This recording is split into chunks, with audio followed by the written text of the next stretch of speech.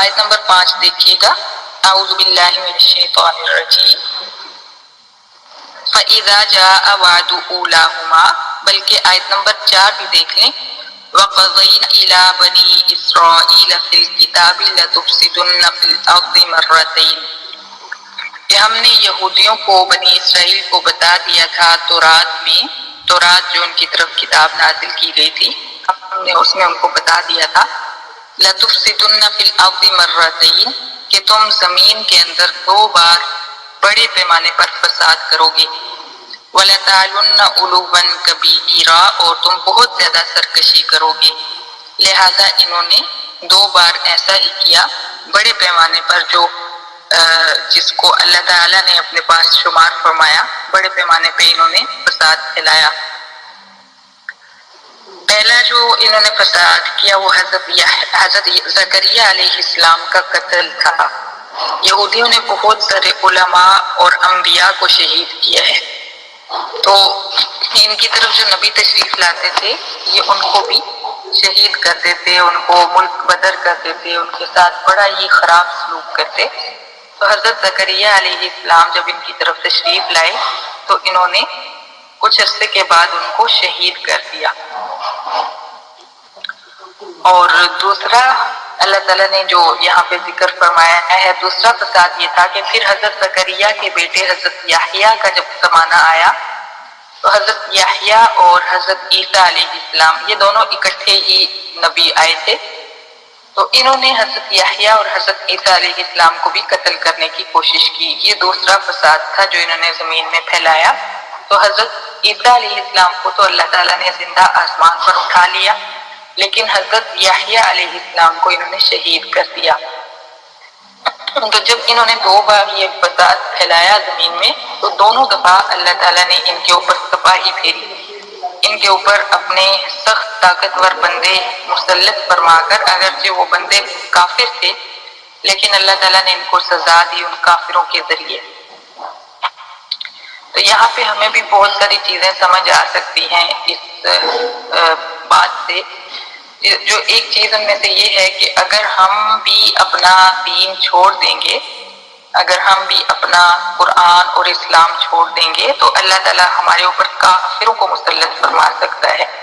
جیسا کہ یہودیوں نے شریعت موسوی کو چھوڑا تو اللہ تعالیٰ نے ان کے اوپر کافر بادشاہوں کو مسلط کر کے ان کو تہس نہس کروایا، اور اسی طرح پھر اگلے زمانے میں انہوں نے شریعت عیسوی کی مخالفت کی، جب حضرت عیسیٰ علیہ السلام کو شہید کرنے کی کوشش کی تو پھر دوبارہ اللہ تعالیٰ نے ان کے اوپر کافروں کو مسلط فرما کر ان کو تہس نہس کروا دیا۔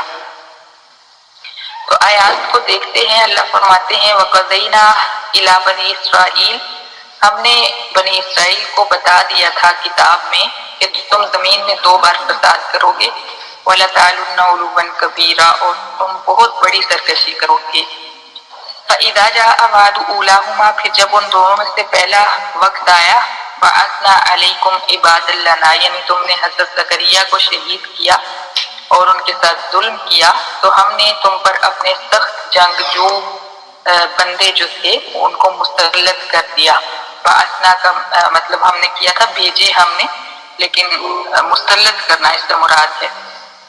تو ہم نے سخت جنگجو بندوں کو تم پر مسلط کر دیا۔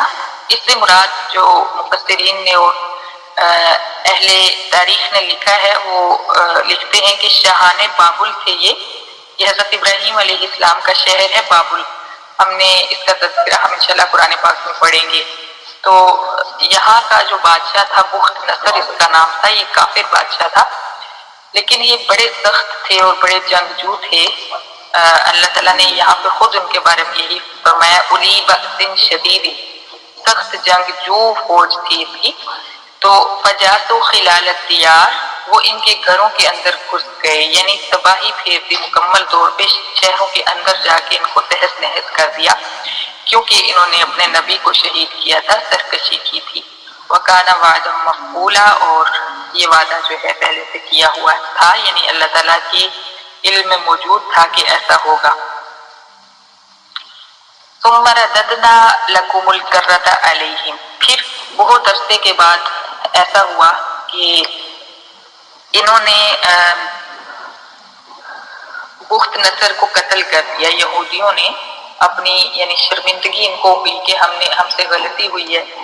اور حضرت داؤد علیہ السلام نے بھی جالوت کو قتل کیا. اس طرح سے یہودیوں کو دوبارہ سے حکومت ملی اور بخت نصر بھی جو ہے اس کو بھی قتل کر دیا گیا. تو اللہ تعالیٰ فرماتے ہیں کہ پھر ہم نے تم کو باری لٹائی علیہم ان بادشاہان بابل پر یعنی بابل والوں پر ہم نے تمہیں فتح دے دی. پہلے انہوں نے فتح حاصل کی, اب تمہاری باری آ گئی, تم نے فتح حاصل کر لی کیونکہ تم نے توبہ کی. ان کو شرمندگی ہوئی, انہوں نے توبہ استغفار کی اور انہوں نے وعدہ کیا کہ یہ آئندہ اس طرح سے نہیں کریں گے. تو اللہ تعالیٰ نے ان پر رحم فرماتے ہوئے ان کو دوبارہ سے بادشاہی اور سلطنت دے دی. وَأَمْدَدْنَاكُمْ بِأَمْوَالٍ وَبَنِينَ, اور اللہ فرماتے ہیں کہ ہم نے تمہیں مالوں اور بیٹوں کے ساتھ مدد دی. یعنی بخت نصر بادشاہ کو قتل کر دیا انہوں نے, اور ان کے جو مرد تھے, جو ان کے بیٹے تھے, وہ قید میں تھے ان کی, تو ان کو قید سے چھڑا کر یہ واپس لے آئے. اور ظاہر ہے کہ جب ملک فتح ہوتے ہیں تو پھر بہت سارا مال بھی حاصل ہوتا ہے, بہت سارا غلہ بھی ملتا ہے, بہت جائیدادیں حاصل ہوتی ہیں. تو اس طرح اللہ تعالیٰ فرماتے ہیں کہ ان کو ہم نے یہودیوں دوبارہ سے فتح دے دی.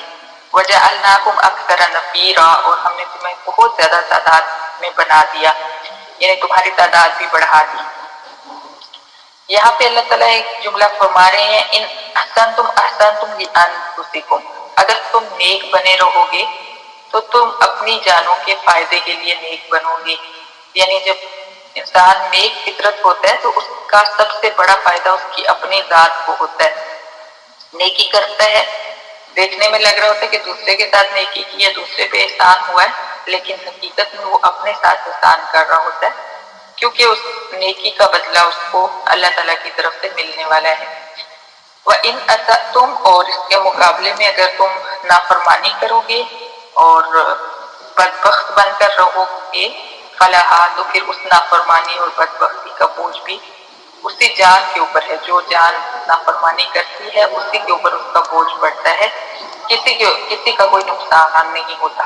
فَإِذَا جَاءَ وَعْدُ الْآخِرَةِ, پھر جب دوسرا وعدہ آیا, یعنی ایک ٹائم تو وہ گزر گیا جب انہوں نے حضرت زکریا علیہ السلام کو شہید کیا اور پھر ان کے اوپر بخت نصر کو مسلط کر دیا گیا اور اس نے ان کو تحس نحس کر دیا. تو وہ وقت گزرا, پھر یہ اچھے ہو گئے, پھر اللہ نے ان کو بخت نصر پر فتح دے دی, اس کو قتل کیا. اب کچھ عرصہ یہ اچھے رہے, اور لیکن پھر کیا ہوا, پھر حضرت زکریا کے بیٹے ہی حضرت یحییٰ علیہ السلام, ان کا انشاءاللہ ہم سورہ مریم میں آگے پڑھنے والے ہیں تذکرہ.